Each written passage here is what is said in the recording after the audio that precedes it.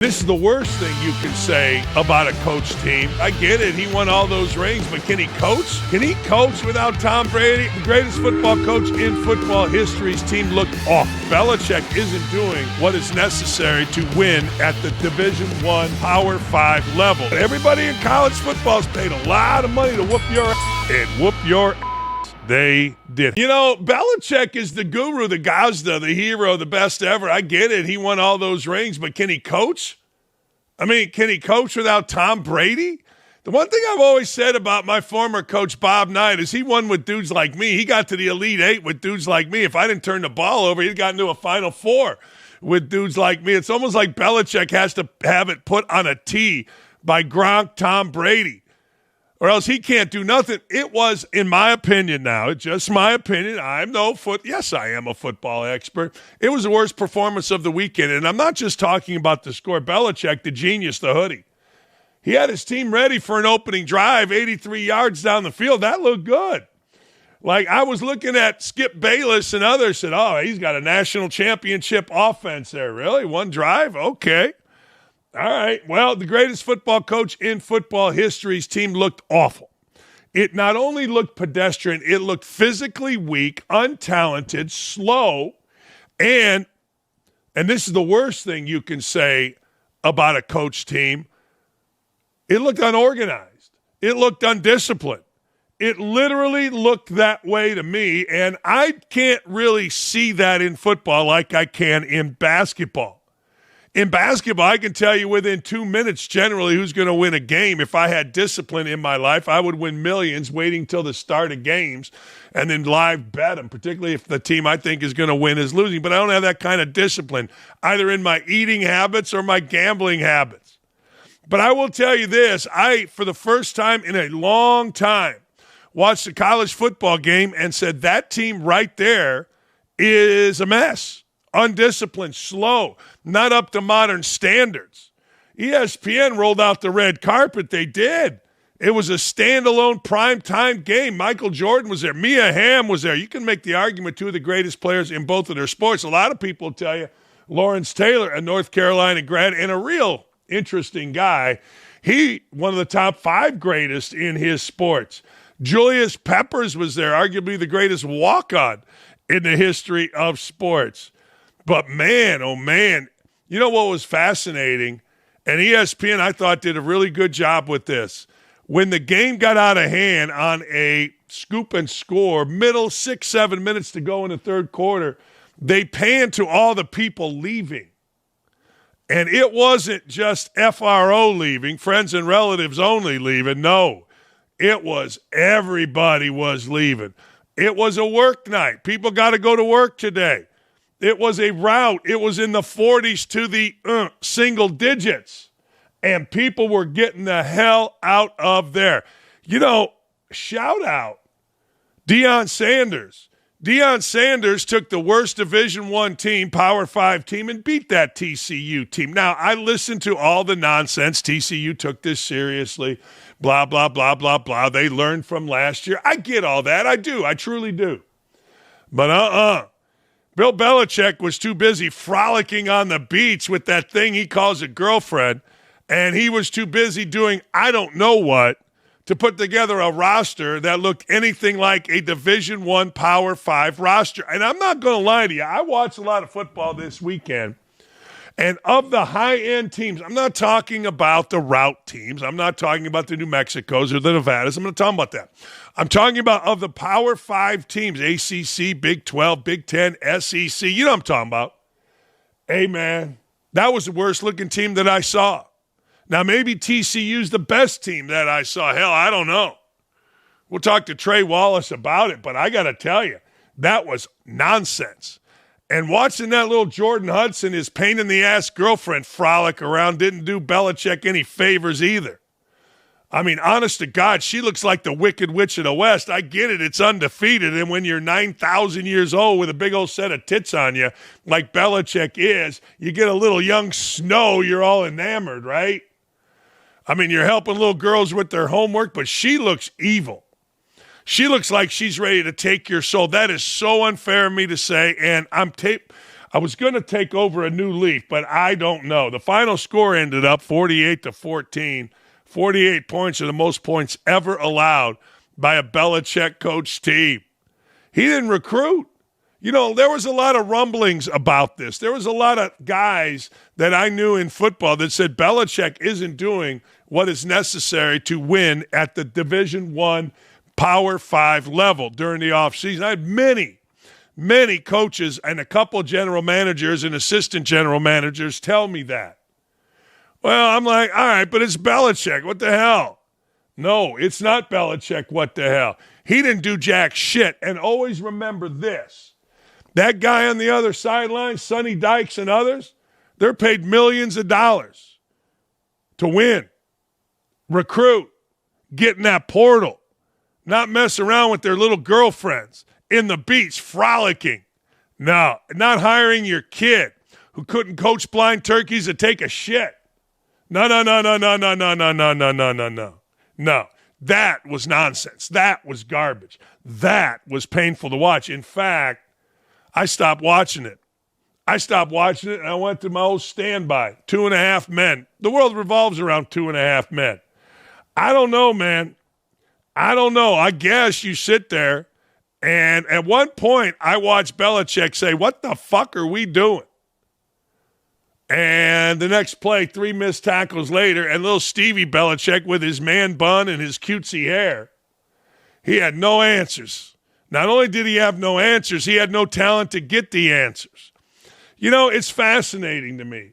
I talked to Patrick Ewing one time, the legendary NBA, but before that, legendary Georgetown basketball player. We were sitting in the house that Ewing helped build, Madison Square Garden, before a game.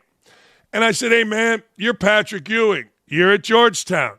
How's it going with recruiting?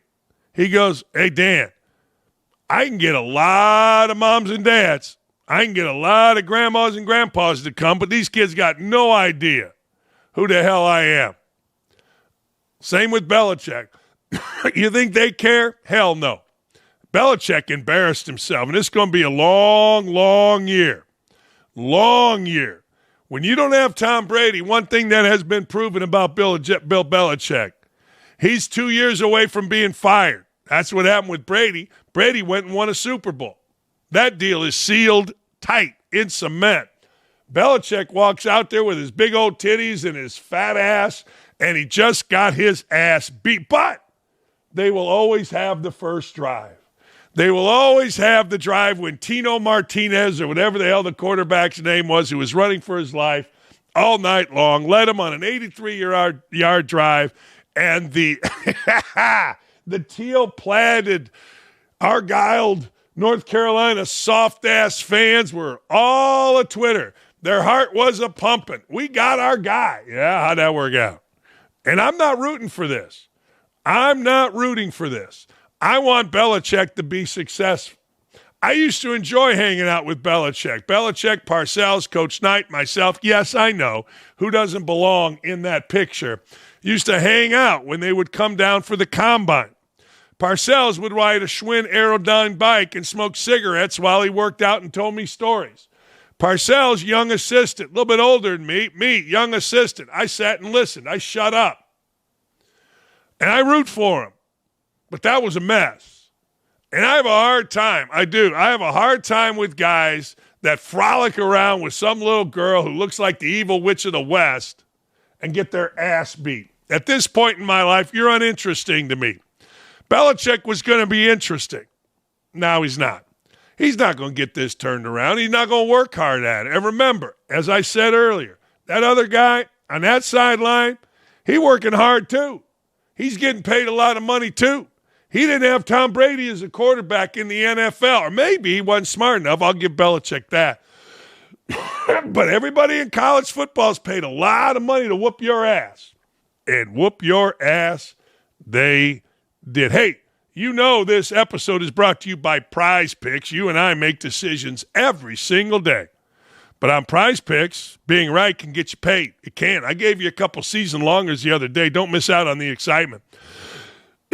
This season on Prize Picks, where it's great to be right. Prize Picks is the best way to cash this football season. Which players are going off, which aren't. Make your picks in less than 60 seconds. Turn your takes into cash all season long on PrizePicks. PrizePicks is the best place to win cash while watching sports. Join millions of users and sign up today. All you got to do is download the PrizePick app. Use code DAKICH. That's me. That's Dakich.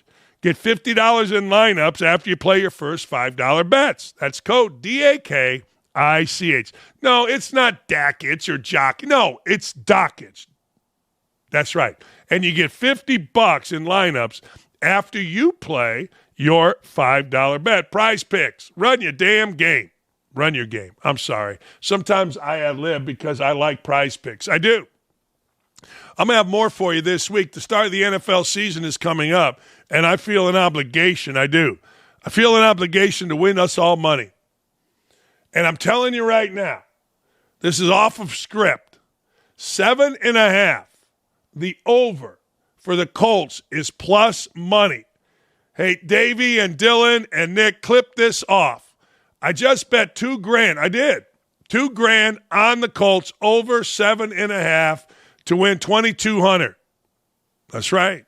So I will get, for those of you that don't understand gambling, I'll bet $2,000. If they win, I'll get $4,200 back. I'm not messing around this year. The Colts are going to win 8. I don't care if they get to the playoffs. I would like them to. But that's my best bet outside of. That's right. Don't at me either. All right, it's over. Yeah, it looked over. It looked over, and let's stop sugarcoating this. Kalen DeBoer somehow, some way forgot how to coach. The Alabama dynasty is done, finished. What we witnessed last year did not look like a simply, excused away rebuilding year when we watched Alabama play on Saturday or whatever day it was. Hell, I'm confused. What we saw was a team that has a new coach, Caleb DeBoer, that realized, and he did, and it's a fatal mistake with coaching. The previous coach was too tough. The previous coach, Nick Saban, too demanding, too disciplined, too much. You got to be a, quote, modern coach. That's what DeBoer has done. I watched two things. I watched two videos today. One showed DeBoer's office. Boy, it looks like the new Cracker Barrel, streamlined and clean. That's not Alabama's coach's offense. A friend of mine was recruited by Bear Bryant. Bear Bryant would have this desk. It looked like he was sitting way up here. He put you in chairs. It was like you were way down here. He was king. I don't know if you've seen Saban's office, but it's glorious with footballs and crap everywhere. Now, DeBoer's office looks like a streamlined Cracker Barrel, and it performed just like it. Here's the deal, though. That's not the issue. The issue is when DeBoer came in, and I said this at the time, you can't do it. He looked around and said, well, my way is great because I've won everywhere I've been, and he has. Okay, well, the Alabama way, under Saban, tough as hell. Everything disciplined. The other video I saw involved this. Alignment, the left tackle, working out, headphones, and his phone in his hand while he was on the field working out. Now, I want you to think about that for a second. Phone in his hand. And then I happened to look at the picture, and the picture showed in the background, guess what? Another lineman with a phone in his hand on the field on game day working out. Now, I know those of you are going to say, well, a player can't listen to music. A player can do whatever the hell he wants. Player can wait and do whatever they want. Hey, man, player, you want to do TikToks? Do them, baby. Hey, player, you want to look effeminate like Alabama players did prior to the game in a TikTok video like IU players did last year? Do it, baby. People say, well, players can't do that. You don't understand. No, I understand. I understand better than anybody. But I also understand if you're going to do that, you better win. Because smart guys, coaches like myself, are going to say, boy, didn't see that under Saban. Boy, didn't see that Holy cow, that culture is not the same. What? You can always lighten up, but you can't toughen up. 17 years Nick Saban was at Alabama. 4 losses to unranked team in those 17 years. I remember his first one, University of Louisiana, Monroe. I was coaching in Indiana at the time, and I was making fun of DJ White, star players from Alabama. Your team sucks. That guy can't coach. Anyway, 14 games for Kalen DeBoer.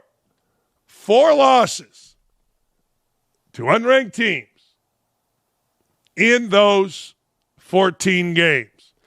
You can't come in and say, well, the previous coach didn't allow this. We're going to blah, blah, blah, blah, blah. Not when you've won as much as Saban. You could do it in some places, but not when you've won as much as Saban. And you know what's happening. The usual suspects are coming out for him, baby. Nick Saban is gone. The mystique went with him. Tommy Castellanos, I salute you. I was wrong. You said Nick can't save him, meaning Saban. Guess what? Couldn't. Kalen DeBoer has like a $90 million buyout. He and his wife should be at church today praying he gets fired tomorrow. Take the $90 million. Have a good life. You don't need this crap. Here is Cam Newton, the weird one, on Caleb DeBoer. Stop hiring coaches that does not understand the value, the marketability, the expectations of what it's like to play and coach in the SEC. I'm actually happy that that other school is actually losing. If you ask me, I hope they keep Coach DeBoer because we have chances now, in old Auburn. Now, this is the thing that you must understand from all SEC schools. You have kids that have grown up that only knows SEC championship, SEC championship, national championship. So now as adults, we have full. Now we get to say, we don't want you because you don't understand this. What doesn't he understand? I mean, seriously, what doesn't he understand? What I understand is the SEC, when they had the fat, rich white guys paying athletes left and right going back to the 50s, they were a dominant league. Now that everybody's paying, the SEC is just another team. See, guys like Newton say these things. What doesn't he understand? You think he doesn't understand there's great athletes there? You think he doesn't understand there's massive pressure there? You think he doesn't understand the history there? What doesn't he understand? I mean, it's just moronic. The guy absolutely knows what he is in for. He absolutely knows the cauldron of the SEC. Hell, I know. I mean, what are you talking about? That's just another example of stupid. And ESPN, they give you the stupid every day. What doesn't he understand? Tell me.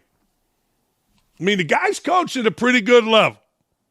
But what doesn't he understand? That's what these guys never give you. He doesn't understand. Oh, shut up.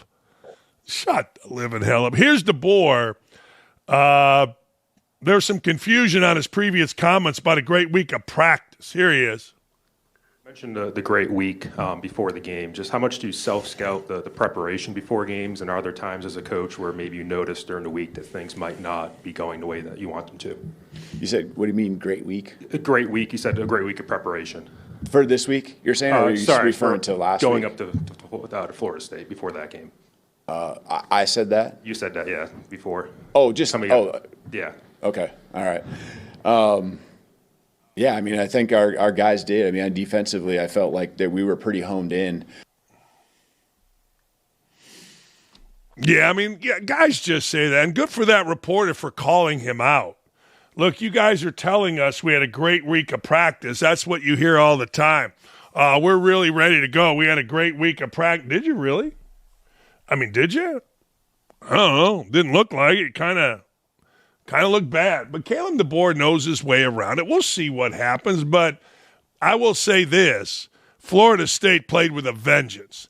Florida State's defense was attacking. One thing I learned over the weekend is that if you are attacking on defense, you got a chance, particularly at this time of year. The easy thing to say is, well, the defense is ahead of the offense. Really? Okay, how so? Nobody ever tells me how so.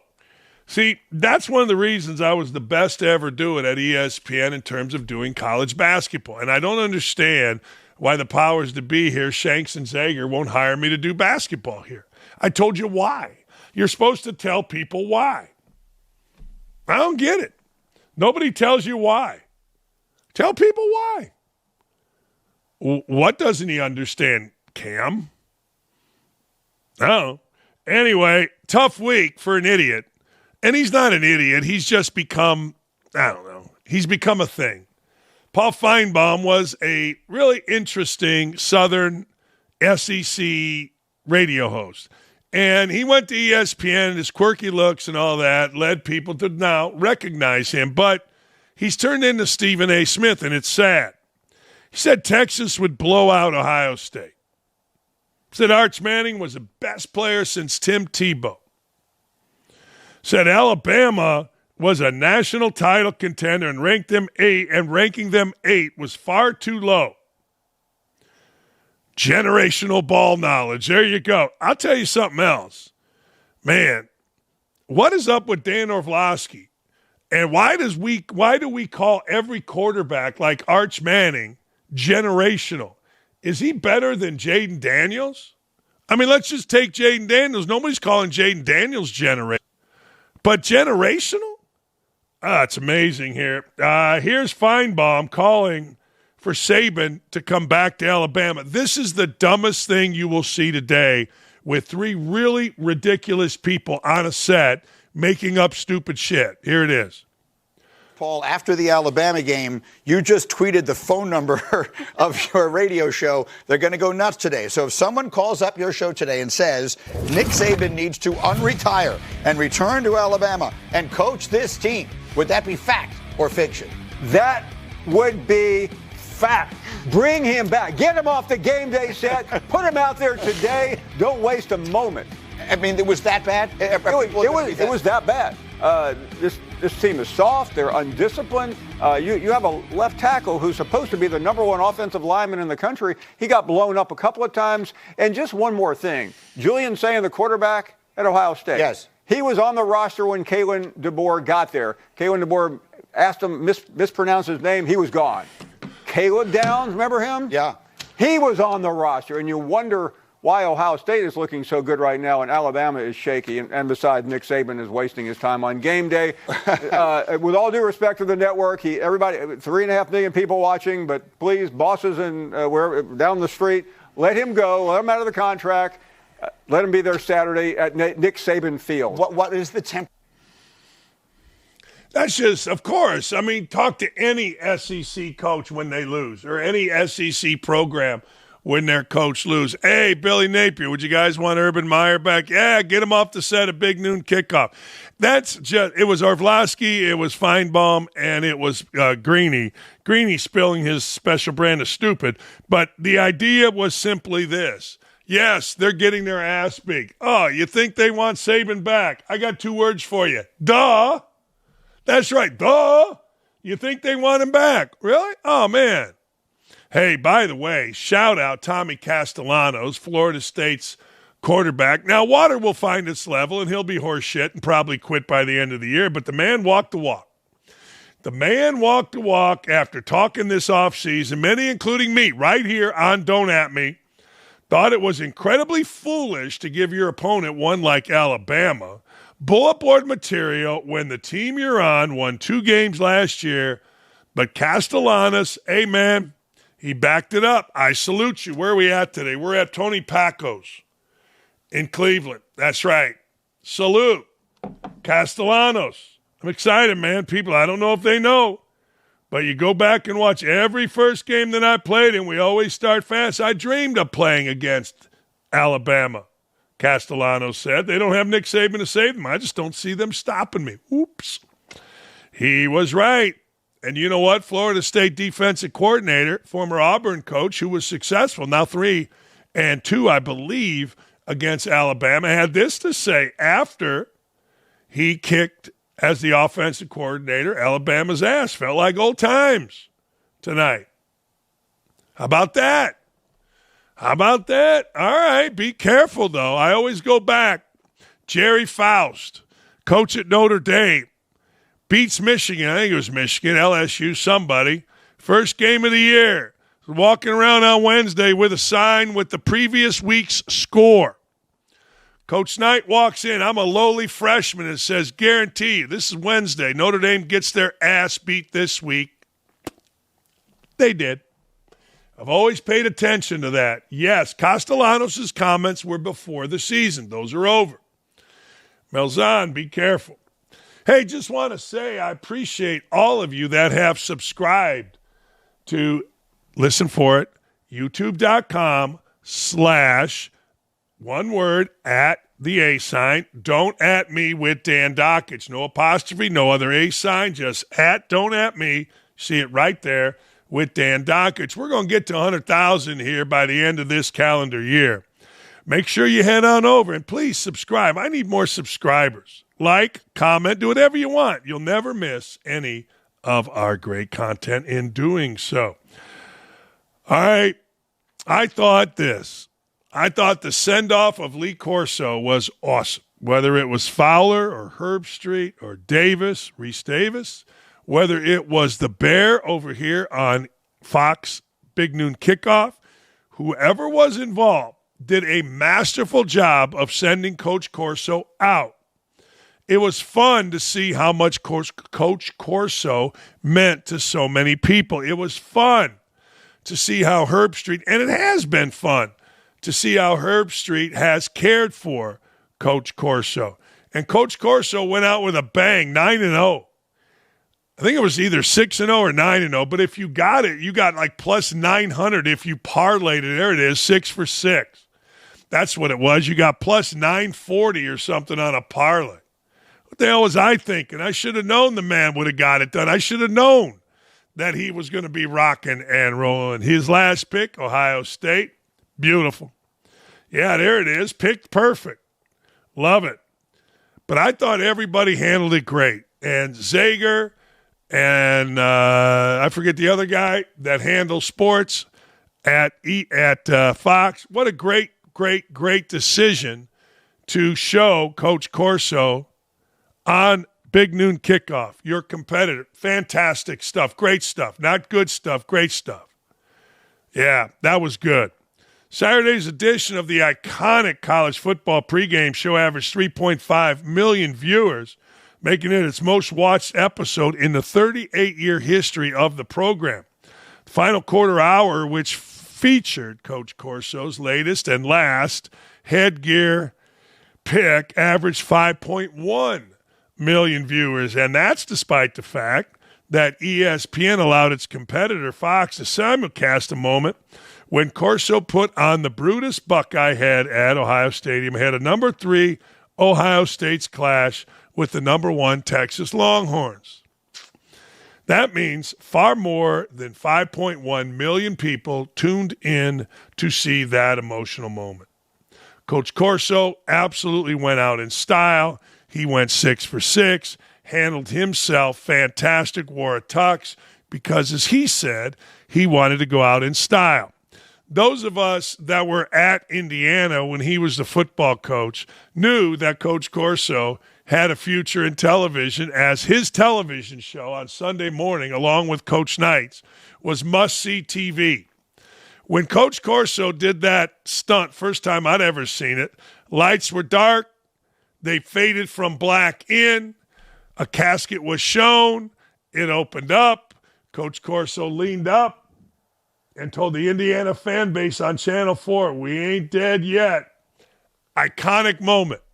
We all knew to watch Coach Corso. We all knew that not only was he a terrific football coach, he was a great entertainer. I used to sit by him on Sundays in church.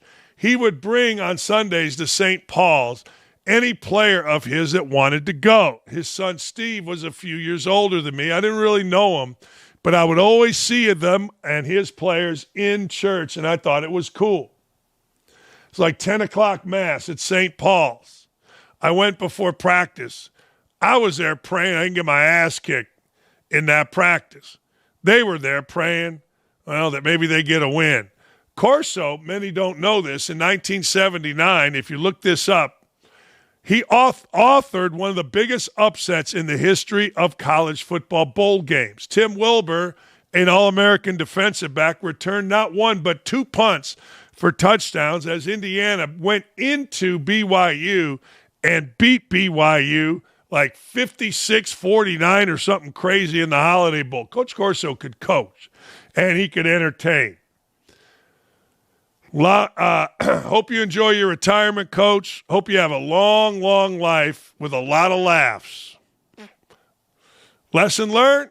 Don't think so. Dolphins wide receiver and legendary diva Tyreek Hill was omitted from being a captain by his teammates for the first time since he joined the Miami Dolphins in 2022. Tagovailoa, Alec Ingold, Zach Sealer, Aaron Brewer, Jordan Brooks, and Bradley Chubb were named as captains. There's no way you could have Tyreek Hill as the captain of anything but a sinking ship. Good for what's that guy's name? Mike McDaniel, I think it's McDaniel. Good for that flowery little child who is the head coach of the Dolphins for not allowing it. Based off these comments made by McDaniels, it appears that both he and the team are fed up with Tyreek Hill's bullshit antics. Will Tyreek Hill get the message after he famously pulled himself from last season's finale and unofficially requested a trade the following day? He started the season a year ago, first game, by getting pulled over, going way too fast right in front of cops and bitch whined and moaned. I'm really excited, McDaniel said, about the whole voting process in general this year. The team was much more unified. Focus on those 6 guys was clear. Those were resounding vote getters. All right. Now go win. We were focused on giving the keys of captaincy to guys who had earned it each and every day. That's what speaks to me the most, is a football team that knows who wants to be led by. All right. Yeah, great. Hey, the Ryder Cup rosters were announced. I'm looking forward to it in a couple weeks. Set to kick off later this month. Bethpage Black in New York City. The teams have been unveiled for Team USA and Team Europe. Let's take a look at the team, and I'll give you my thoughts. Scotty Scheffler, what are you talking about? J.J. Spawn has been a really tough competitor all year. Schauffele, yeah. Henley seems to always be around it. English and DeChambeau. Those are the guys that made the team. Here are the captain's pick. I've had enough of Justin Thomas. I've had all I can take of Justin Thomas. Keegan Bradley referred to him as the heart and soul of the team. I'll give you that. If Keegan Bradley says it, he's the captain, I'll buy it. But I've had enough. Morikawa looks like that little kid, and he was. It was a great picture of him after winning the British Open, walking through an airport with a backpack. Ben Griffin, I don't know nothing about, except that he emerged on the scene this year, and my buddy Ryan Burr said he wasn't going to win again. I think he was right. Cam Young's a competitive guy. I like Cam Young. Cantlay is boring, and he sucks, and I hate watching him. And Sam Burns, I like. Sam Burns is growing up in front of our eyes, and I anticipate Sam Burns being a star in this year's Ryder Cup. All right? The other way, McIlroy. Man, this McIntyre is always around it. The lefty's a badass. Tommy Fleetwood, we all rooted for. The people's champ, really. Justin Rose, Tyrrell Hatton. We want to see Tyrrell Hatton literally come to pieces. We want to see him explode. And Rasmus Hogart. The rest of the team, Lowry, I love Lowry. John Rahm, I was next to John Rahm walking in at the Live Tour event, and he's a big dude, but he seemed like a douchebag. Sepp Straka, I like. He's a big fat Polish guy like me. Victor Hovland plays like he has a smile on his face. Ludwig Auburn, they say, is the most talented player to come along in the PGA Tour and the European Tour since Tiger Woods. And then Matt Fitzgerald, he had the bad teeth, but the good game and the brother. I got to believe the United States is going to lose because generally the United States wilts. Europeans don't take it as serious. I remember watching Miguel Jimenez, Angel Jimenez, whatever the hell his name was. He was hitting on the wives, making them laugh back at Oakland Hills. I don't know what year it was. I went to it. And he was smoking cigarettes and drinking while he was playing, having a good old time, while David Toms had a stick so far up his ass it came out of his mouth. His wife was hot. Anyway, the USA is a betting favorite. They're the betting favorite, and we have to say this, all right? It's like war. We have to say it's on home soil. Remember that. All square and home soil. We must say home soil. Home soil my ass. They're playing in New York. Playing at home. Home soil. United States is minus 145, which means you got to bet $145 to win 100. I think I'll go the other way. No, I'm not doing that. I would never bet against the United States. All right, file this under. This is complete bullshit. This is complete horseshit. Tulane Green Wave head coach John Summerall was livid after Northwestern denied the request for the Green Wave to wear white jerseys for the season opener on Saturday. Tulane wanted to honor the 20th anniversary of Hurricane Katrina by wearing white jerseys, no decal helmets, mirroring the look the team wore in their first post-Katrina game in 2005. The helmets without decals were approved and used, but Northwestern denied the request for white jerseys. After the big victory by Tulane over Northwestern, the coach went all ballistic, but he's full of shit. And I'm going to tell you exactly why he's full of shit. And I know this isn't going to be a very popular opinion, but he's full of shit. Here's the coach of Tulane being full of shit. Have I said full of shit enough? I think I have. Here he goes. Proud of our guys, man, for this to be we wore the green helmets today for the 20th anniversary of Katrina. I'm going to say one thing. I'm not trying to take a shot, but we requested to wear white jerseys because that's what that team wore.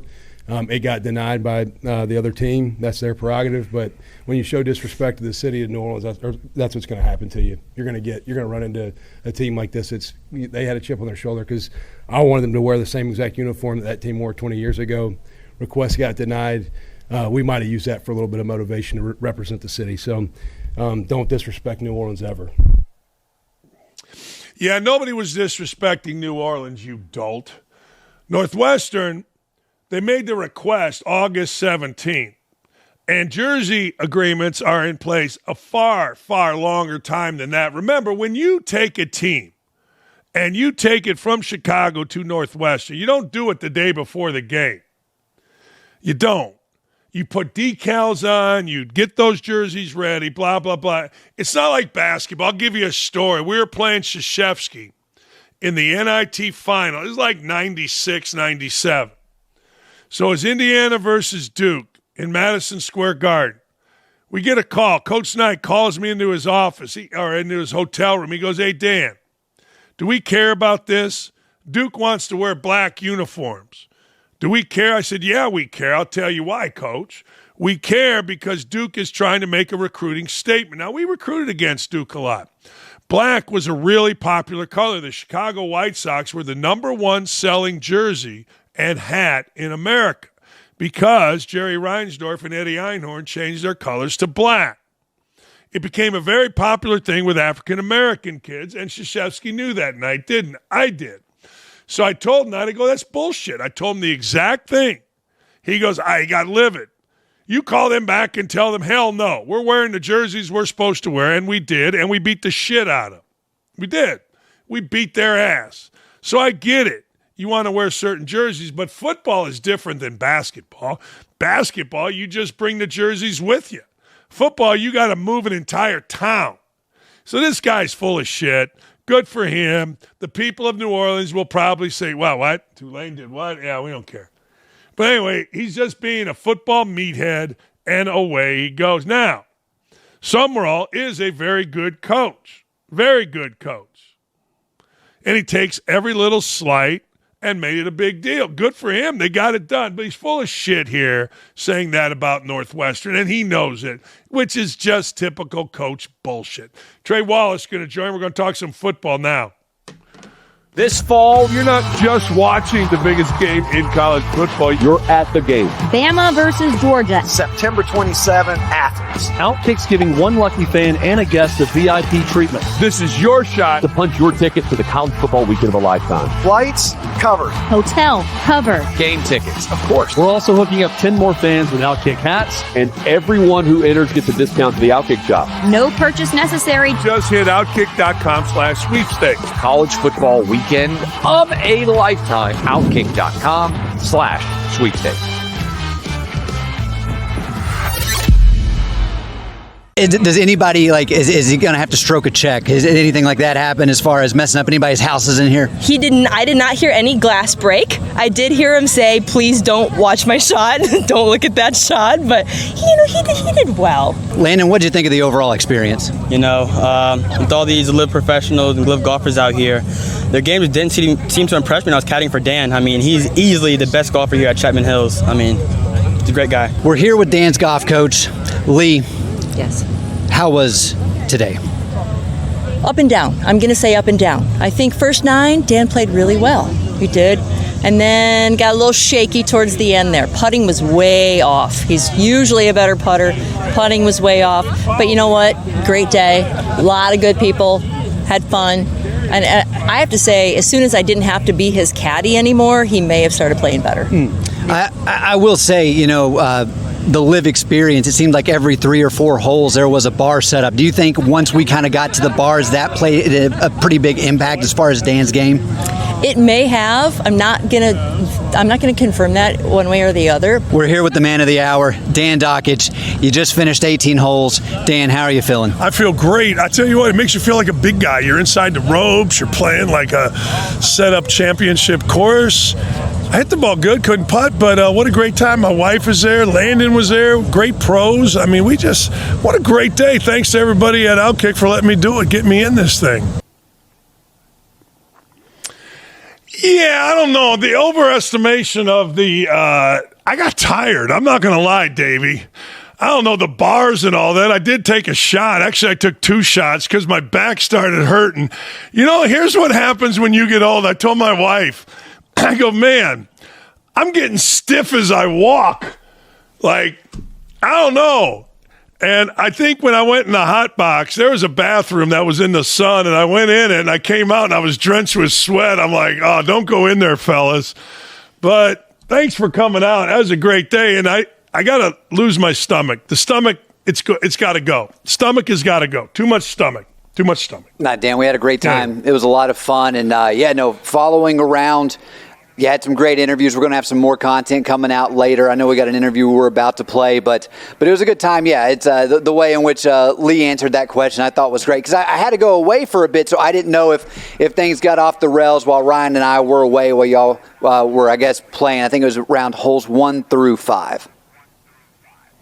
Started out really well in the back, and I did shank 2. I shanked 1 on the front, and and then on 8, I shanked 1 off the tee. But the beauty is we were playing a shambles, so you got to, play the best drive. But I think I needed to start drinking before the round. I think that was more important. I think, oh, man, I was telling Lee, I go, damn. And you should have seen, by the time we were done,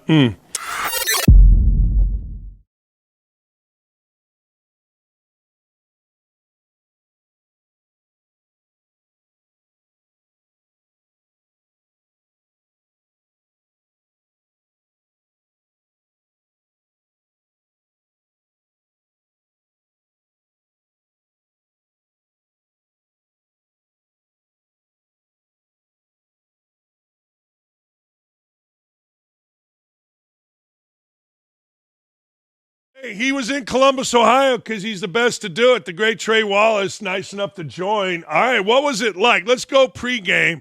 What was the whole deal like there in the shoe? It was, it was an experience for a 12 o'clock game. It's weird timing, but man, I got there at the stadium at 7 o'clock that morning, and folks were having a blast. I mean, the parties were going. Yeah, man. The skunk smell was everywhere in Columbus, all over campus. Everybody lined up for game day, and then Big Noon had theirs as well. Like, man, it was fun. It was a good way to kick off the season, the on-field, the pregame, and everything. Like, all right, here we go. We got ourselves a game coming up, and then the actual game started, and you're like, okay, this is a slobber knocker with a little bit of ugliness on the side. So it was an experience in Columbus, and my goodness, Matt Patricia's defense for Ohio State had Texas in a blender in the first half. Yeah, we're going to get to Belichick. I kind of thought maybe Belichick would be able to do that. He didn't. All right, Arch Manning's all the talk. Didn't play great. What's your thoughts? A kid that came out there in the first half, and he was thrown off by what Ohio State's defense looked like and was putting at him. And I think at the same time, I'm not saying we're underestimating the Ohio State defense, but we also, we were talking about Arch Manning, we were talking about Julian Sang and Jeremiah Smith and the offenses of both teams. The Ohio State's defense lined up and made his life a living hell in the first half. I mean, he got happy feet in the pocket, Dan. I mean, you were watching some of his throws. He was throwing them sidearm. Like it was very awkward. And I think by the time the second half started, he kind of calmed down. I mean, you could tell he had some passes in the second half. He was like, okay, all right, that's the Arch Manning we were looking forward to seeing. Like maybe we get that for the rest of the year. But Ohio State's defense, credit to them, man. Like they came after him. They put him on his ass. And at the same time, they made him so uncomfortable that he was timid in the pocket. So looking at it, like there's a reason why Arch Manning was telling folks in July, why the hell do you guys have me on these Heisman preseason lists and all this good stuff? I haven't done anything yet. And I'm to find out in Columbus, he's got a long ways to go. If you're a fan of both teams, all right, and, high expectations, you mentioned the defense, but in college football, the quarterback eventually has got to make some plays. Are you okay with saying, and let's take Ohio State. Like, what'd you think of Julian Saying? I thought that he was helped out tremendously by Carnell Tate at the wideout spot because Texas was really doubling down on Jeremiah Smith. I think Julian Saying is going to be a good quarterback, and I think that he has the potential. You look at his passes that he was hitting down the field. He was throwing some ropes and some dimes to Carnell Tate, 30, 40-yard outs, and then hitting this guy. It's like, I think it took a minute for both of them to kind of calm down. And you got to remember, Julian Saying, young quarterback too, making his first start. And I look at them overall, Ohio State as a program, and I see the way that they won. Like he put together solid drives. He ate up clock. There was a point that it was a 7.5 minute drive. And so when you have a running game like that, it helps alleviate some of the pain. And then when you have Jeremiah Smith on one side and Carnell Tate on the other side, you're like, okay, like they're going to have to double up on somebody. So one of my dudes is going to get open. And that's exactly what we saw against a Texas defense, by the way. That was really good. So I think Ohio State has a lot to look forward to with Julian Saying. I think he can be the guy for Ryan Day and what they're trying to do with this offense. But again, I would say we got a long season ahead. Let's see what these teams, even Ohio State, you get yourself a Patsy at home, Sisters of the Poor. Get the offense kind of rolling again, score a lot of points. But I think at the same time, it says a lot for the young man that he was able to come out there, lead them to that taking the lead drive, that touchdown drive, get it to 14-7, and have the defense come up clutch. So, yeah, I think he's got a bright future ahead in Columbus. Alabama. A lot of people are digging the grave and throwing the dirt on Caleb DeBoer and Alabama. You live there, brother. What's going on? What do you think? That is a mess right now in Tuscaloosa. And that press conference yesterday from Kalen DeBoer, you could tell he was a little bit disheveled as well. Look, Alabama, everybody thought they would come out on defense and they would pound up a Florida State, and this defense is going to lead them this year. Hey, I'm right there. I'll be the first to admit, thought Alabama was going to be some top 4 team in the playoff at the end of the season because what they had on offense with Ryan Williams out there at wide out and Type Sense would be able to come down. Florida State put them in their place. And the crazy part is, it's not like Alabama needed any more ammunition going to this game. The Florida State quarterback was talking shit all summer to the football team, and they still came out by that second drive, and Alabama looked as though they were getting pushed around on both sides of the ball. And to me, that was the most surprising thing. It's even in the secondary, Dan, I'm sitting there and looking, it was half-ass efforts. You had players on the sideline that were bitching and complaining. I mean, I talked to some folks already down at Alabama, and they're like, wait a minute, what was this? Like, this is not how we do things in Tuscaloosa. But the problem is, Nick Saban's shadow keeps getting bigger on Kalen DeBoer, and he's not going to be able to outrun it. That's just life. You never, a lot of people say this in the coaching world, and you know it better than anybody. You don't want to be the one to follow the legend. You want to be the guy who actually followed the legend and then took the job after him. So I think right now the situation in Tuscaloosa is Alabama's got problems. In Alabama, I think that we kept them up on this pedestal. And even looking at their roster, you're like, okay, they should be good here and they should be good there. But let's not forget one thing. There were 2 players for Ohio State that were on Alabama's roster when Kalen DeBoer took that job, Caleb Downs and Julian Sayin. And we look at how that team, Alabama, looked against Florida State, where they're getting pounded in the second half in the running game. Thomas Castellanes is running around the backfield and picking up 20-yard gains. Dan, this just looks like a team that lost their identity. And when you've got your own former players coming out and saying that they look soft, they didn't look like the old Alabama squads, just telling you that light is starting to dim on Alabama. And the other problem is you can't look – college football teams are not going to look at Alabama anymore and say, oh, boy, we got to play Alabama this weekend. No, those days are gone. And I think they got to figure out a way to get that back. And the only way that you do that is defense, running the football, setting up the passing game. There is a crap load of problems right now going on in Tuscaloosa. And I tell you, the only people that are celebrating are the rest of college football and the folks in Auburn, Alabama, and the other counties.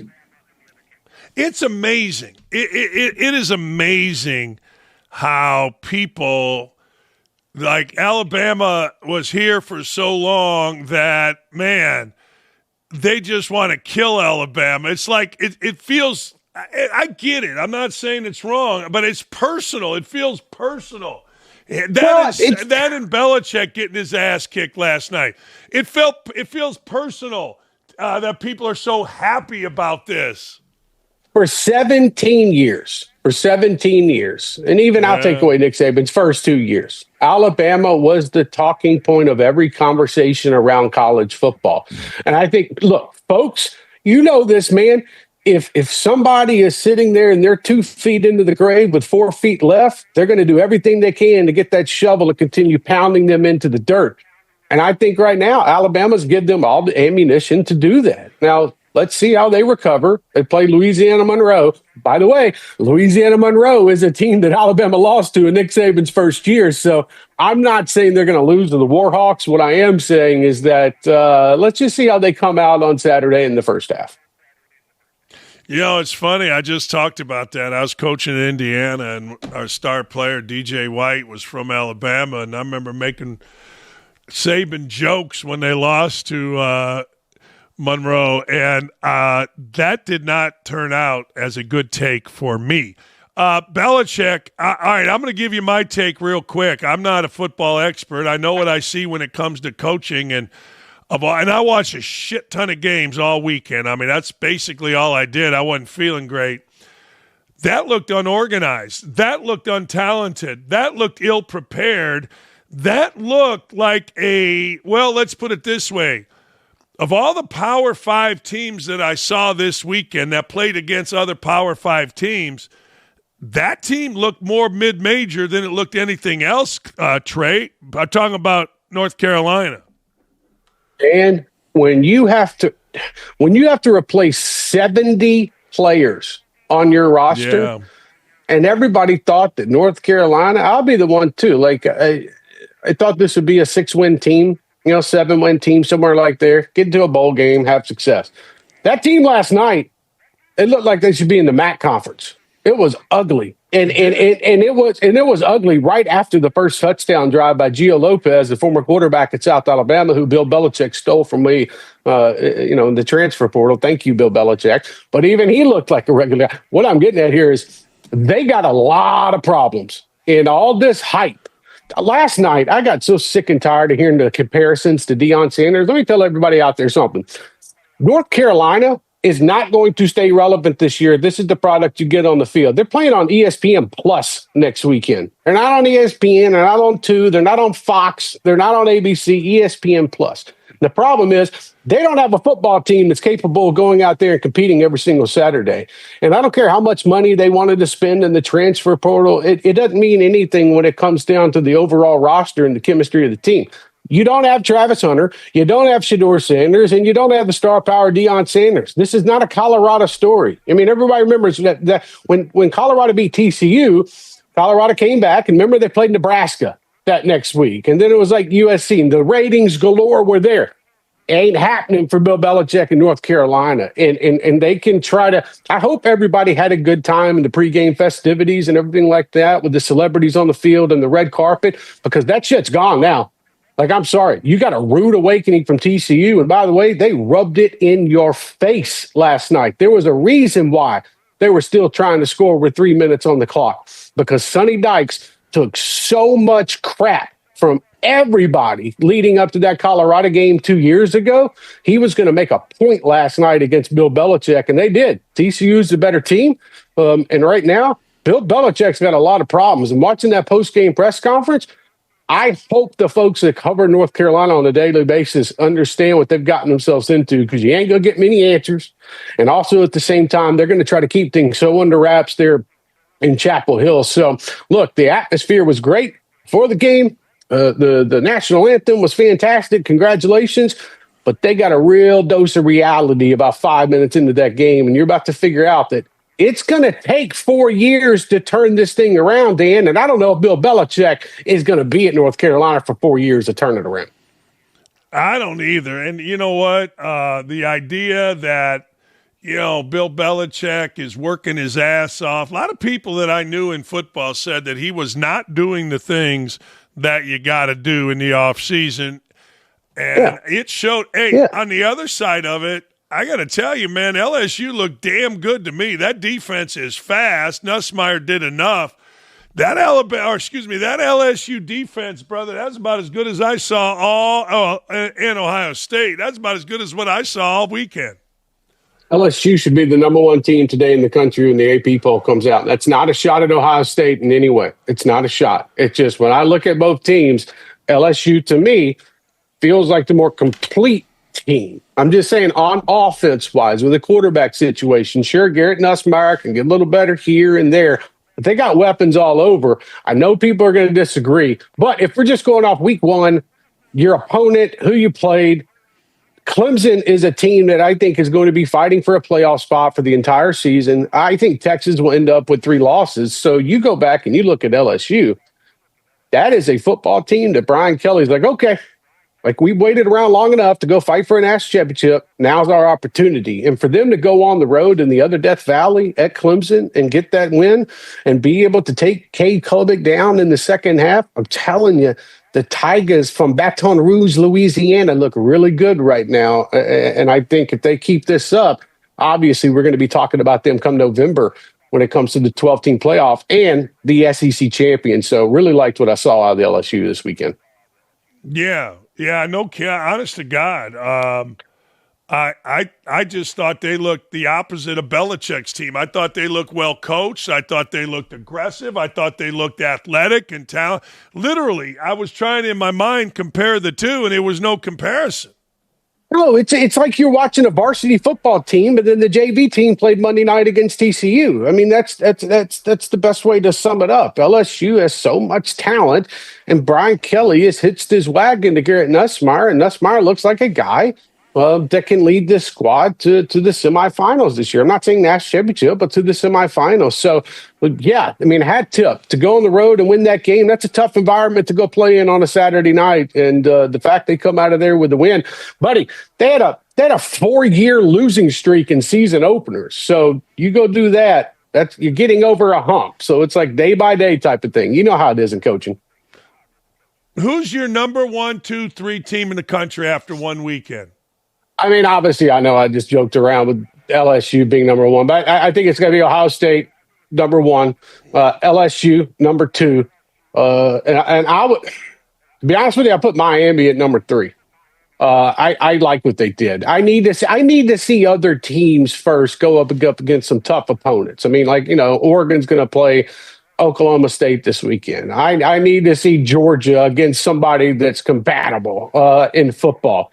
So if we're just basing it, which we should, by the way, because these preseason polls are so ridiculous, if you just look at what they did on Saturdays, I would say Ohio State 1, LSU 2, then Miami 3, because that was a very impressive win for the Hurricanes, beating Notre Dame. I don't know what the hell Marcus Freeman was doing, only rushing Jeremiah Love 13 times against, you know, Miami. But at the same time, Mario Cristobal's got himself a squad, buddy. Carson Beck's elbow looks pretty damn good right now. And that catch from C.J. Daniels, buddy, that's catch of the year. I don't know if anybody's going to top that one-handed OBJ grab that he pulled off. So impressive. Oh, man. The defender behind him knew that he had an interception, man. He was like, I'm ready for it. And the long arm of the law went up and got it. Oh, man.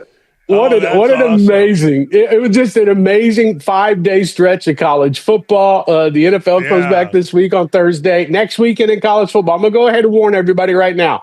The lineup is pretty bad. You're gonna get Oklahoma, Michigan on Saturday night. Just be happy with that. And I'll give you one game to keep an eye out on, Dan. South Florida, who beat the brakes off number 24 Boise State last Thursday. Yeah. They're going on the road to Gainesville on Saturday. Just keep an eye on that one. South Florida, maybe keep it a little bit closer than the experts think, as our old buddy Lee Corso likes to say.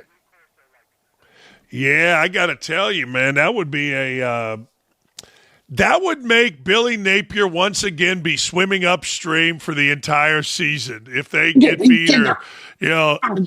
I'm not saying they're going to get beat, but they're Florida's favored by 19 points in that game. And I think that a lot of that has to do with the name recognition of South Florida. I'm just saying that offense can score points. So 19, I'm taking South Florida in the 19 points. That's what I'm telling you for Saturday. So should be an interesting day, right? Man, it should be a really, really good day. And my Hoosiers, they take on what my guy Signetti says is a warp speed offense in Kennesaw State, baby. Yeah. The boys from Georgia making the trip up to Indiana. Like, let's see if Indiana can handle Kennesaw State. Come on. There ain't going to be a problem. Yeah, man. And it's got them. But look, I think if we can get past this weekend, I promise you the rest of the season is going to be some hell of a matchups. And again, don't forget about Saturday night. Oklahoma, John Mateer at quarterback versus the phenom Bryce Underwood. Michigan heading to Norman, and then Sharon Moore will serve his suspension starting next week, which got to love that, NCAA and Wolverine. So, we're getting there, buddy. We're here. Appreciate you, brother. Thanks, Trey. Great stuff. Have a great week, Dan. Thanks, buddy. Yeah, man. We can't suspend him for the Oklahoma game. What? I mean, what kind of bullshit is this? What are we doing? We'll be right back. What are we doing? What are we doing? This fall, you're not just watching the biggest game in college football. You're at the game. Bama versus Georgia. September 27th, Athens. OutKick's giving one lucky fan and a guest a VIP treatment. This is your shot to punch your ticket to the college football weekend of a lifetime. Flights covered. Hotel covered. Game tickets, of course. We're also hooking up 10 more fans with OutKick hats, and everyone who enters gets a discount to the OutKick shop. No purchase necessary. Just hit OutKick.com/sweepstakes. College football weekend of a lifetime. OutKick.com/sweepstakes. Does anybody, is he going to have to stroke a check? Has anything like that happen as far as messing up anybody's houses in here? He didn't. I did not hear any glass break. I did hear him say, "Please don't watch my shot. Don't look at that shot." But he did well. Landon, what did you think of the overall experience? With all these live professionals and live golfers out here, their games didn't seem to impress me when I was caddying for Dan. I mean, he's easily the best golfer here at Chapman Hills. I mean, he's a great guy. We're here with Dan's golf coach, Lee. Yes. How was today? Up and down. I'm going to say up and down. I think first 9, Dan played really well. He did. And then got a little shaky towards the end there. Putting was way off. He's usually a better putter. Putting was way off. But you know what? Great day. A lot of good people. Had fun. And I have to say, as soon as I didn't have to be his caddy anymore, he may have started playing better. I will say, the live experience, it seemed like every 3 or 4 holes there was a bar set up. Do you think once we kind of got to the bars, that played a pretty big impact as far as Dan's game? It may have. I'm not gonna confirm that one way or the other. We're here with the man of the hour, Dan Dakich. You just finished 18 holes. Dan, how are you feeling? I feel great. I tell you what, it makes you feel like a big guy. You're inside the ropes. You're playing like a set-up championship course. I hit the ball good, couldn't putt, but what a great time. My wife is there. Landon was there. Great pros. I mean, what a great day. Thanks to everybody at OutKick for letting me do it, get me in this thing. Yeah, I don't know. The overestimation of I got tired. I'm not going to lie, Davey. I don't know, the bars and all that. I did take a shot. Actually, I took 2 shots because my back started hurting. Here's what happens when you get old. I told my wife, I go, man, I'm getting stiff as I walk. I don't know. And I think when I went in the hot box, there was a bathroom that was in the sun, and I went in it, and I came out, and I was drenched with sweat. I'm like, oh, don't go in there, fellas.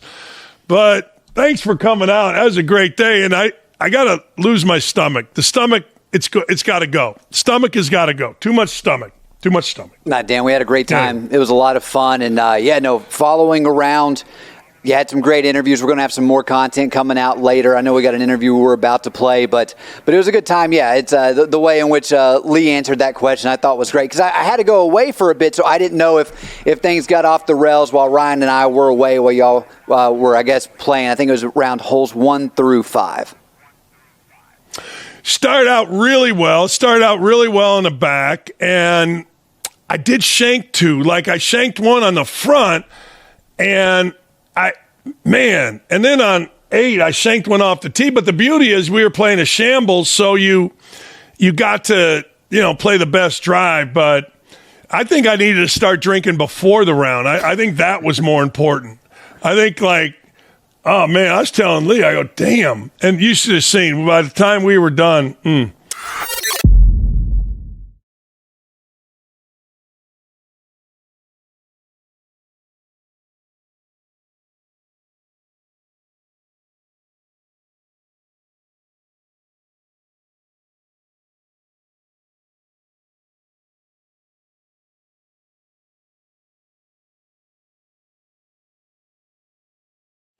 just watching TCU's football X handle. I always say Twitter. X handle is absolutely something to start following. It's pretty good. They're making fun of Belichick. When does it start? Blah, blah, blah. It's really good.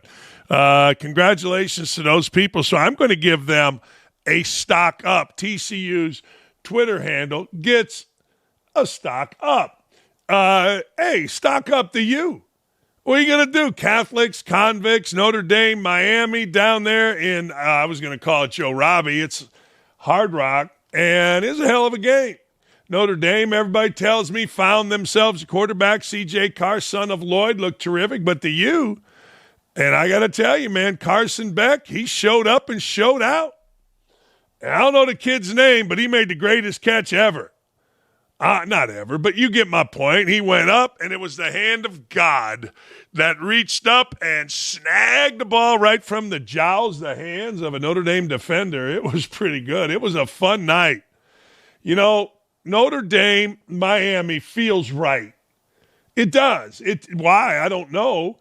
Maybe it's the history. Maybe it's me knowing the history. Maybe it's me as a kid couldn't wait to watch the Catholics versus the convicts and Me being a Catholic, I actually rooted for the convicts. I don't know. It's just who I am. But long story short, I don't know if the U's back. See, here's the deal. Do you remember all those times when everybody said Texas was back? Sam Ellinger on the cover of Sports Illustrated. Texas is back. Yeah, back this. They weren't back to anything but nonsense. So next thing you know, next thing you know, Miami gets a big win. They were good last year. They had number one pick in the draft, but they went out and spent millions. But the one negative, Carson Beck's bitching, whining, and moaning about how hard the last 6-8 months were. He was dating one of those little twin girls that sticks her finger in her mouth and takes off her clothes. Calendars, whatever the hell their name is. He drives a Lamborghini, and he's making about $8 million to coach quarterback in Miami. Coral Gables, a.k.a. South Beach. Yeah, I whine for you. I know life's a bitch there. Feel bad for you. I forget the girl that he told, but you're sitting there going, wait a second here, little PIA. Stop it. Hey, Shane Beamer, friend of the show, South Carolina, they got it done. Emotional game for Shane Beamer, his daddy, Frank Beamer, an all-time legend in the history of college football. They played the game in Atlanta. I erroneously put it on Twitter as in Blacksburg. I watched the game. I don't know what the hell I was looking at. But Shane Beamer, who is such a good dude, he pulled over one of the little sideline girls and said, yeah, man, we needed a play, and just like my dad's team used to do, we got it from our special teams. In this case, it was a punt return. Beamer's team covered, too, I think.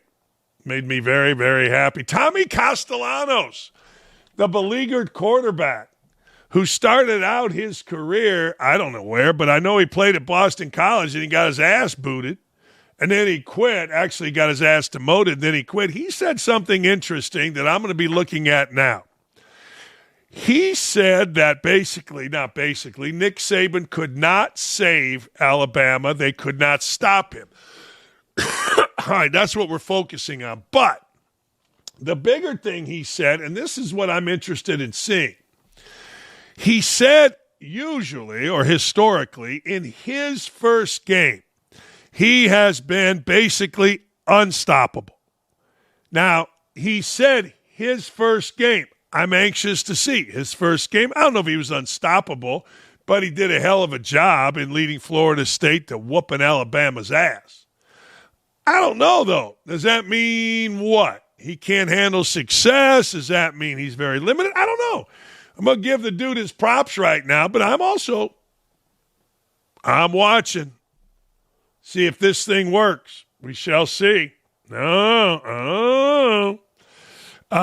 down Bill Belichick and his entire staff, including whatever that thing is on the back of his son's head.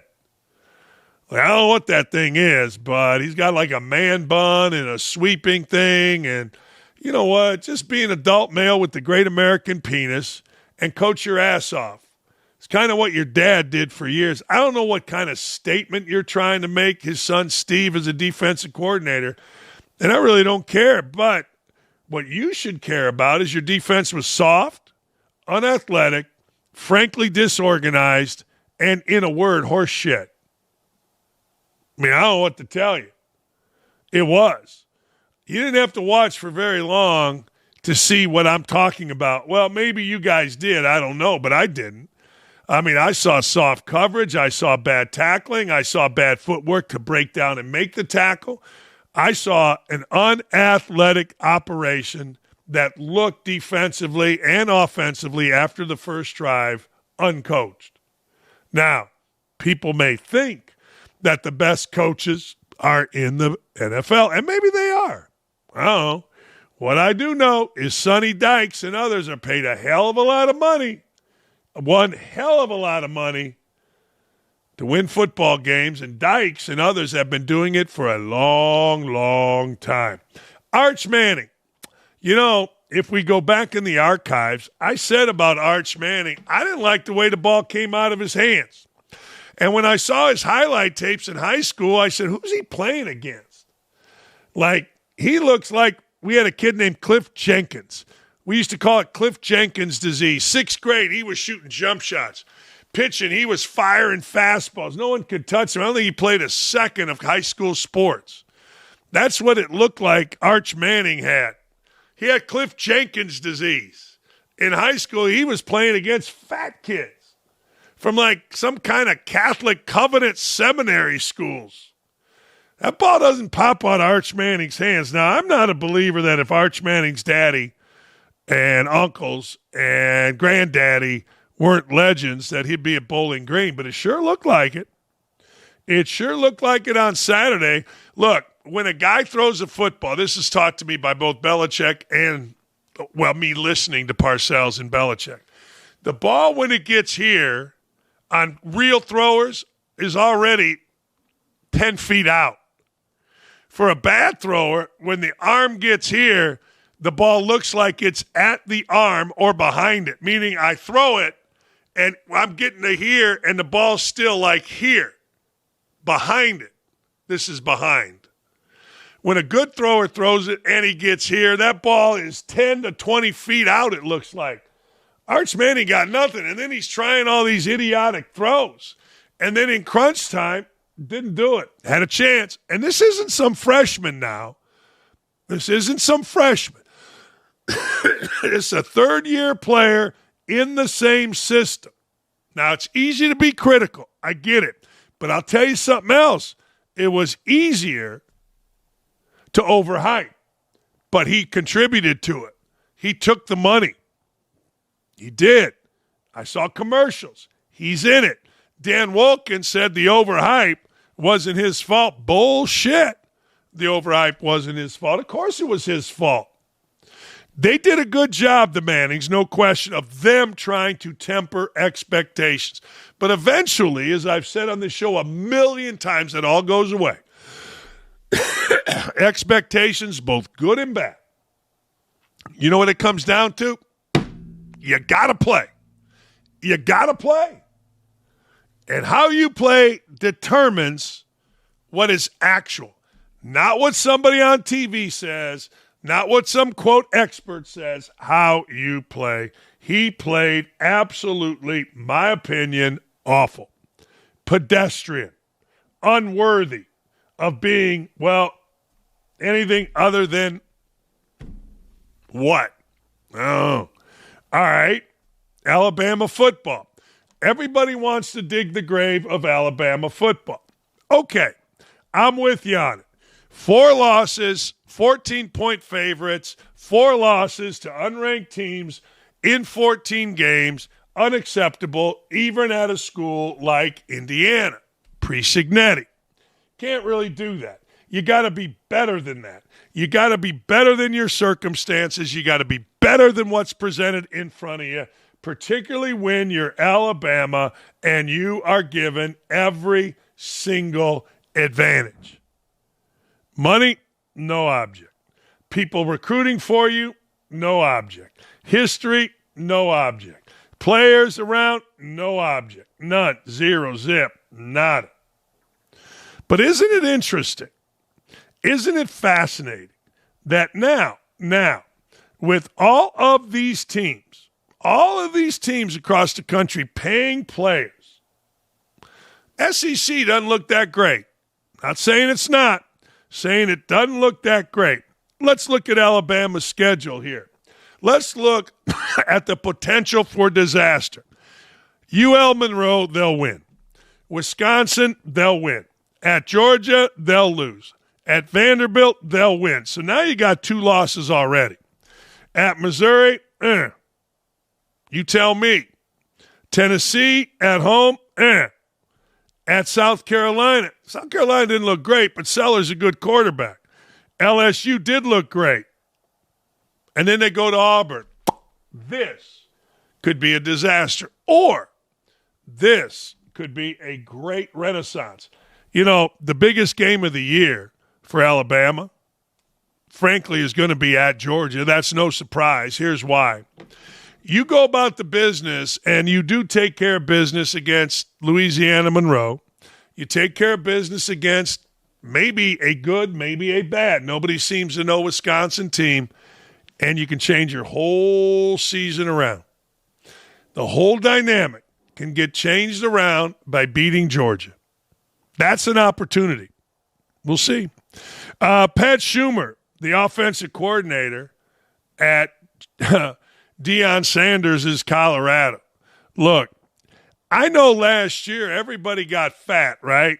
Everybody at Colorado got fat. Why? Well, you can say whatever you'd like, but Shedeur Sanders was a pretty good football player and certainly a leader at quarterback. And he was throwing to the number 1 pick in the draft. I saw 6 players from last year's team at Colorado made NFL rosters. That's pretty good for a team rebuilding, including Jimmy Horn, a wide receiver. You were throwing and catching to really good players. All right. You were throwing and catching to pros. All right. Well, this year, not so much.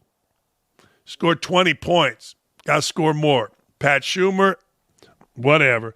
And Deion Sanders didn't exactly handle the clock. Memo to all college coaches. Find a guy.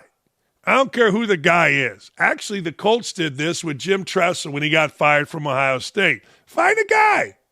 Let him be your damn guy. The guy that has all authority when it comes to clock management. Quit trying to do it on the fly. A lot of you guys, well, a lot of you guys aren't smart enough. It's a lot to it. Never be this guy at a sporting event. Never be and do this. A scumbag Polish CEO doubled down on his decision to snatch tennis player Kamil Makczurk's hat away for himself, which was intended for a little boy standing right next to him. He released a statement in which he said, in part, "Yes, I took it. I've always said life is first come, first serve." All right. Okay. There it is. Can you be a bigger douchebag? No. I guess you could be a bigger douchebag as a CEO. What's a bigger Hey, Davey, what's a bigger douchebag move as a CEO? Stealing that hat from a little kid or rubbing up and hugging on your HR director at a Coldplay concert? What's a bigger douchebag CEO move? That's a tough one there, Dan. I'm going to have to go with the kid situation just simply because, I mean, you got a young kid here. You know that the tennis player is not handing you that hat. That is clearly intended for the young child. And you're like, you know what? I'm just going to rip it. No one's going to say anything to me. I'm just going to go about it. I agree. You know, you're consenting adults. You don't like your wife, you start having an affair. You don't like your husband, you start having an affair. You're consenting adults. But stealing a hat, Davey, that's just a pure douchebag move. That's all that is. That's a decision to harm children. And, yeah, I'm with you on that. I am. I'm totally with you on that. Yeah. Do you like that he's doubled down, Dan? Well, he doubled down, and I'm going to read that, but he also apologized the other day. He kind of got embarrassed, and he ended up apologizing. So, you know, yeah, here's what he said. No, I don't like that he doubled down. No, hell no, he's an idiot. The recent incident at the tennis match has caused a disappropriate online uproar. It's all about that famous hat, of course. Yes, I took it. Yes, I did it quickly. But I've always said life is first come, first serve. Okay. I understand some people may not like it, but please, let's not make a global scandal out of the hat. It's just a hat. If you were faster, you'd have had it. Regarding online hate, I remind you that insulting a public figure is subject to legal liability. He's going to sue people. All offensive comments, slander, and insinuations will be analyzed for the possibility of taking the matter to court. In the end, chin up, hats off, less venom, more sportsmanship. Really?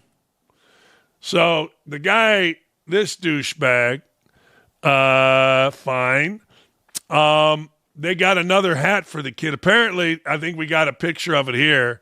The guy got another hat. All right. That's nice. And now the idiot apologized. And he only apologized, Davey, because he got caught. It's just amazing to me. Like, I get it. We're insane in this world. We are. We're insane. You know, if we do something wrong, we're going to get crushed online. I get it. I do. But, man, I don't even know what would make you in the first place steal that hat. He says, look, Let me read the apology I would like to unequivocally apologize to the young boys family, all the fans, and the player himself. Let's see. I take full responsibility for my extremely poor judgment, hurtful actions. Never my intent to This is where it gets bullshit, Davey. It was never my intent to take the hat from the young fans. He caught up in the heat of the moment, joy of the victory, and I believe what his face was giving me a hat to hand to my sons who had previously asked for autograph. But regardless of what I believe, the actions I took hurt the young boy and disappointed his fans. I believe I did what most athletes would do in this kind of situation, make it up to that's what the player had to say. All right. The bullshit, though, the bullshit is, you know what, he doubled down, and now he's saying, well, I thought it was for me. He's full of shit.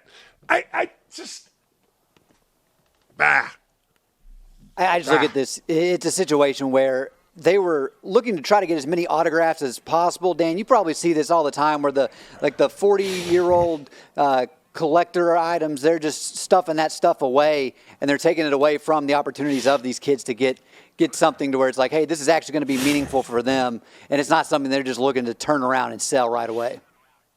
Yeah.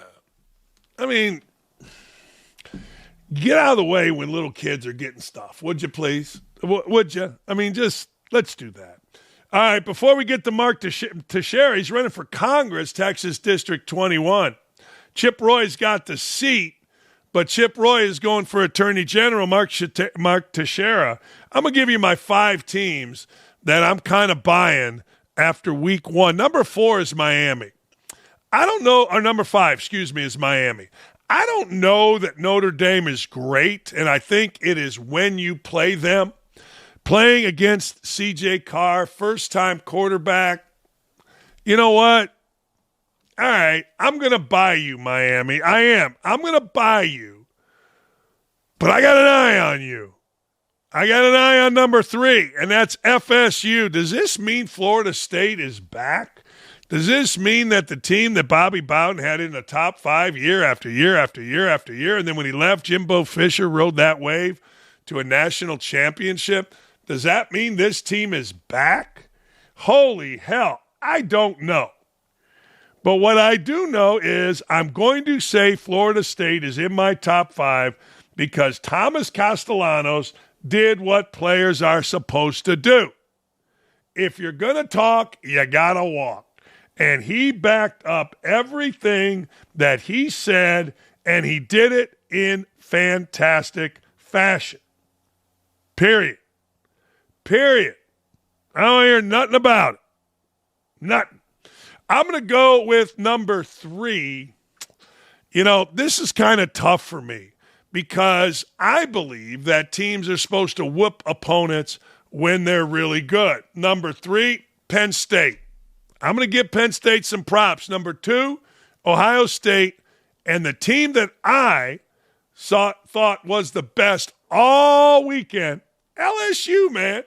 You guys can hate on Brian Kelly. Not I. Not me. I like Brian Kelly. He was roommates with a good friend of mine. My good friend hated him, but I didn't. All right, when we come back, Mark Texeira. Hey, he's running for Congress in Texas. 3 World Series champ, 3-time All-Star. Stud. Let's go. Next. This fall, you're not just watching the biggest game in college football. You're at the game. Bama versus Georgia. September 27, Athens. OutKick's giving one lucky fan and a guest a VIP treatment. This is your shot to punch your ticket to the college football weekend of a lifetime. Flights covered. Hotel covered. Game tickets, of course. We're also hooking up 10 more fans with OutKick hats, and everyone who enters gets a discount to the OutKick shop. No purchase necessary. Just hit OutKick.com/sweepstakes. College football weekend of a lifetime. OutKick.com/sweepstakes. Does anybody, is he going to have to stroke a check? Is anything like that happen as far as messing up anybody's houses in here? He didn't. I did not hear any glass break. I did hear him say, "Please don't watch my shot. Don't look at that shot." But he did well. Landon, what did you think of the overall experience? With all these live professionals and live golfers out here, their games didn't seem to impress me when I was caddying for Dan. I mean, he's easily the best golfer here at Chapman Hills. I mean, he's a great guy. We're here with Dan's golf coach, Lee. Yes. How was today? Up and down. I'm going to say up and down. I think first 9, Dan played really well. He did. And then got a little shaky towards the end there. Putting was way off. He's usually a better putter. Putting was way off. But you know what? Great day. A lot of good people. Had fun. And I have to say, as soon as I didn't have to be his caddy anymore, he may have started playing better. I will say, the live experience, it seemed like every 3 or 4 holes there was a bar set up. Do you think once we kind of got to the bars, that played a pretty big impact as far as Dan's game? It may have. I'm not gonna confirm that one way or the other. We're here with the man of the hour, Dan Dakich. You just finished 18 holes. Dan, how are you feeling? I feel great. I tell you what, it makes you feel like a big guy. You're inside the ropes. You're playing like a set-up championship course. I hit the ball good, couldn't putt, but what a great time. My wife was there, Landon was there, great pros. I mean, what a great day. Thanks to everybody at OutKick for letting me do it, get me in this thing. Yeah, I don't know. The overestimation of I got tired. I'm not going to lie, Davey. I don't know, the bars and all that. I did take a shot. Actually, I took 2 shots because my back started hurting. Here's what happens when you get old. I told my wife, I go, man, I'm getting stiff as I walk. I don't know. And I think when I went in the hot box, there was a bathroom that was in the sun, and I went in it, and I came out, and I was drenched with sweat. I'm like, oh, don't go in there, fellas. But thanks for coming out. That was a great day, and I got to lose my stomach. The stomach, it's got to go. Stomach has got to go. Too much stomach. Too much stomach. Nah, Dan, we had a great time. It was a lot of fun, and following around. You had some great interviews. We're going to have some more content coming out later. I know we got an interview we're about to play, but it was a good time. Yeah, it's the way in which Lee answered that question I thought was great because I had to go away for a bit, so I didn't know if things got off the rails while Ryan and I were away while y'all were, I guess, playing. I think it was around holes 1 through 5. Started out really well in the back, and I did shank 2. I shanked 1 on the front, and and then on 8, I shanked 1 off the tee. But the beauty is we were playing a shambles, so you got to, play the best drive. But I think I needed to start drinking before the round. I think that was more important. I think, oh, man, I was telling Lee, I go, damn. And you should have seen, by the time we were done,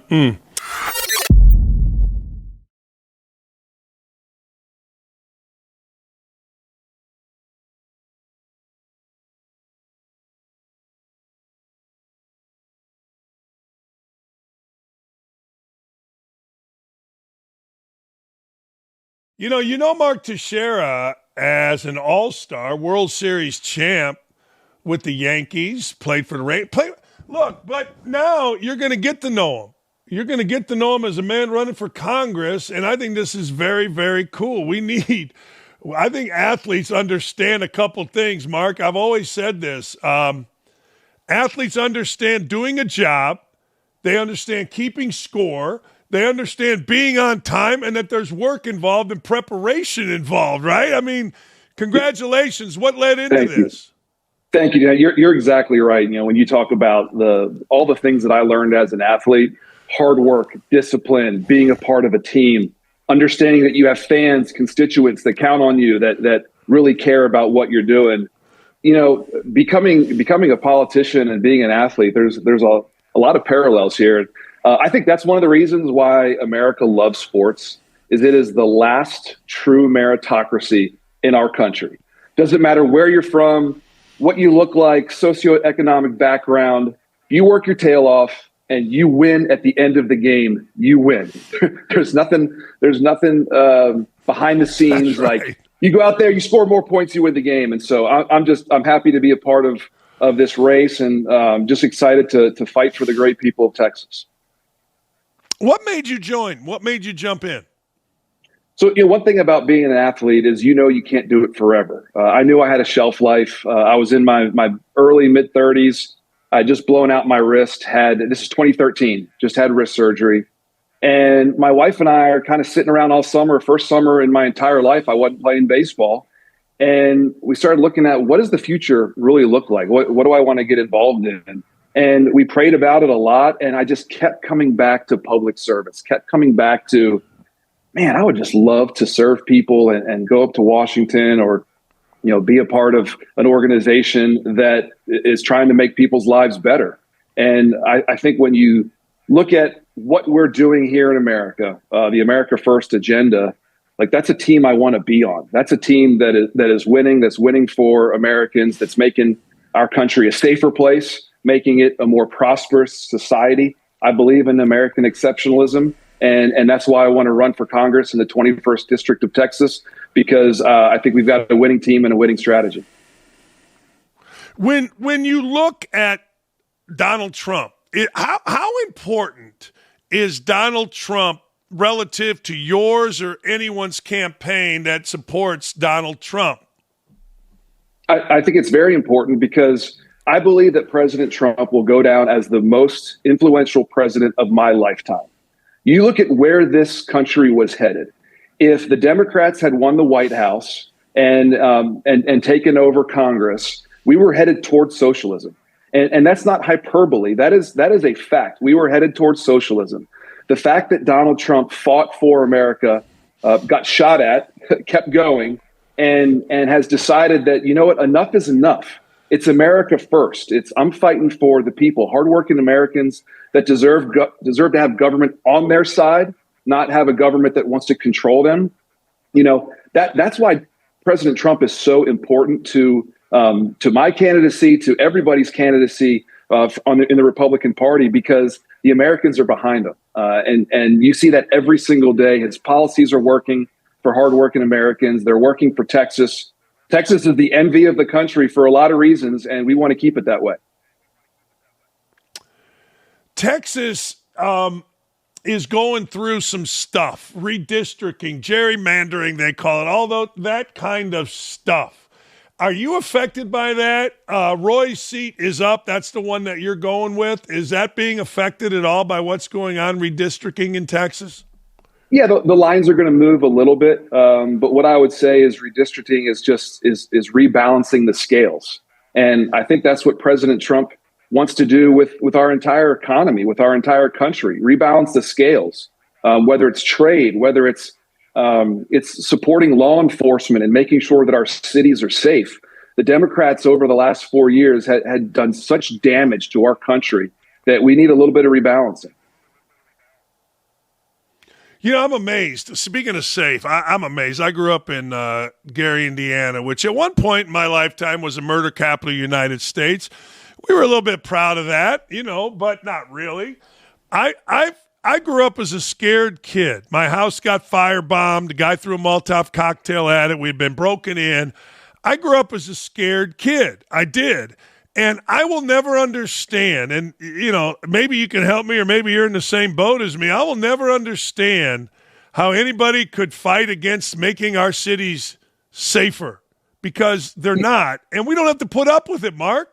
Why would any reasonable human being fight against it? Go ahead. You're exactly right, Dan. And I think, unfortunately, what the Democrats, that party has been hijacked by the radical left. It just has. And normal people that want safe cities are now being called, oh, you're a Republican now because you want a safe city. I think the radical left has basically said, the enemy of my enemy is my friend. And so if you're a gang member, if you're somebody that wants to do harm to our country, hey, you're going against President Trump and the Republicans. Let's join sides. It's insane. It is completely insane. And our cities deserve better. It was such a blessing of my life to go around this country my entire baseball career and see all of our greatest cities. Every season, I went to all of our greatest cities all year long. And I saw during my career from 2003 to when I stopped working for ESPN in 2020, I saw the degradation of our inner cities. And it is terrible what's happened. And President Trump and the conservative movement has said enough is enough. These people deserve better. Yeah, it's fascinating. Like, I've said this about liberal, and I think you would feel the same way. I don't know. All right, I asked you off air, who you're running against, and you told me, you gave a great answer that you're going to worry about yourself. But I would say this. I think our country would be better if, instead of worrying about, because you're going to face this if you haven't already, you're going to face hate from that side just because you're a conservative. So I learned this. This show's a little bit political. The political hate is every bit as bad as the hate I felt when I was a player and a coach, if not worse. So I've said this about liberals. Just get a candidate, sell that candidate, and have some sane ideas and debate a Mark Texeira.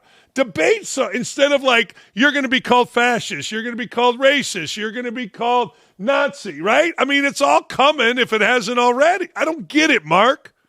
It's funny you say that, Dan, because I told my children. So I have a freshman in college, Texas A&M University, my oldest, Jack. My daughter's a senior in high school. She's about to go to college. And my youngest son is a freshman in high school. And I said, kids, just so you know that from today, this is the day that I announced, from today moving forward, there's about half the people in the country, because they're liberals, are going to say that your dad is a racist threat to democracy.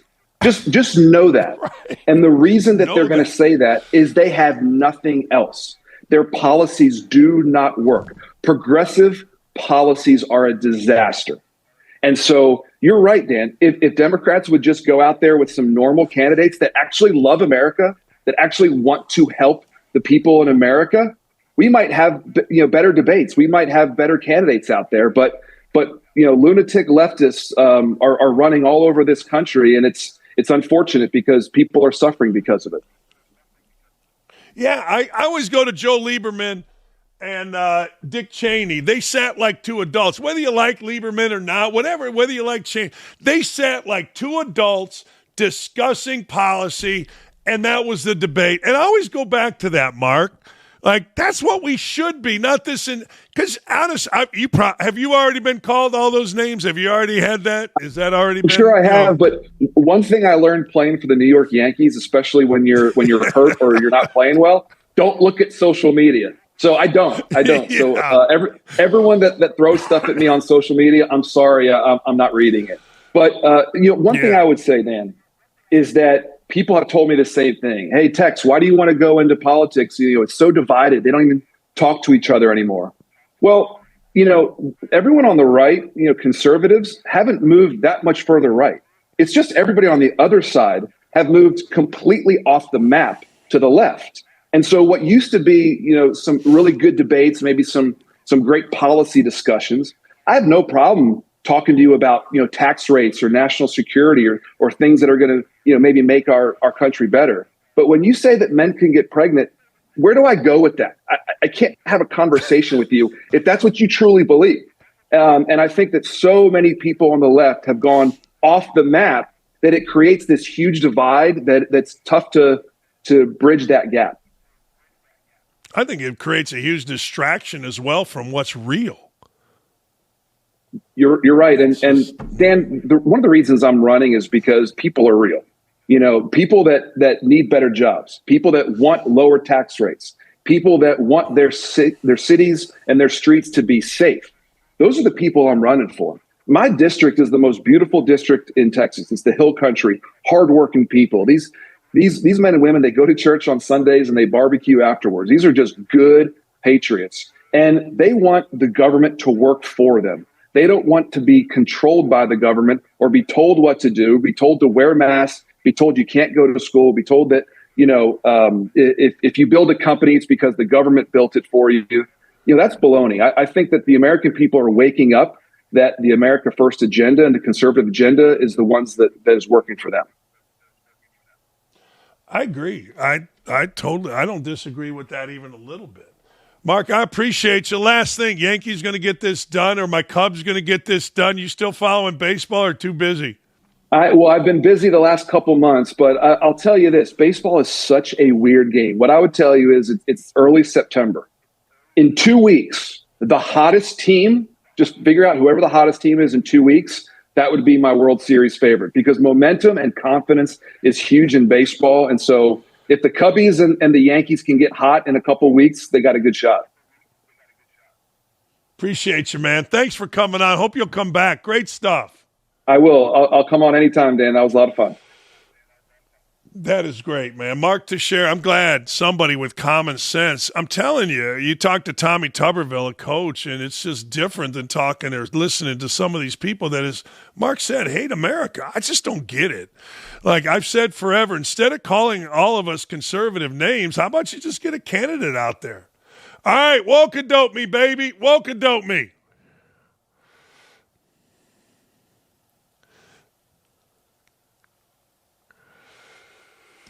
Oh, man, the book. He sliced the white bread. That's it right there, right? Netflix, they ain't having that. Hey, that is not what we're doing. That's white bread. That's like our judicial system. That bread is white. Put it down. He's a criminal. Next.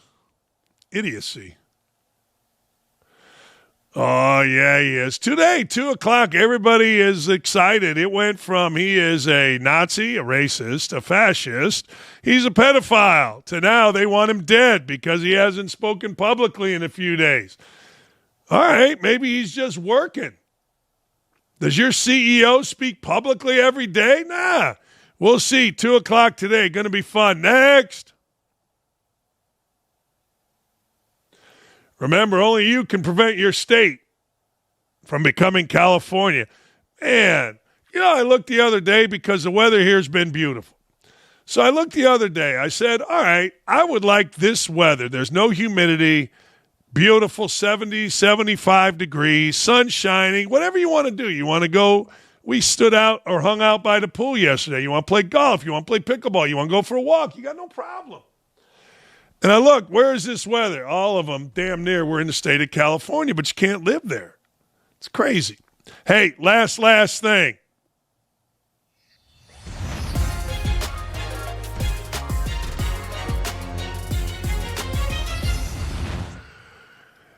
Hey, guys, at some point during this, would you put the picture up of the offensive tackle of Alabama working out before the game? He's working out before the game. He's got headphones in, which is great.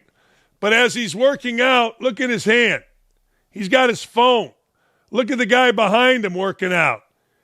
In a stance, white shorts. He's got his phone. What are we doing? You think Nick Saban would allow phones on the field before games? Guys that want to go into coaching, remember this.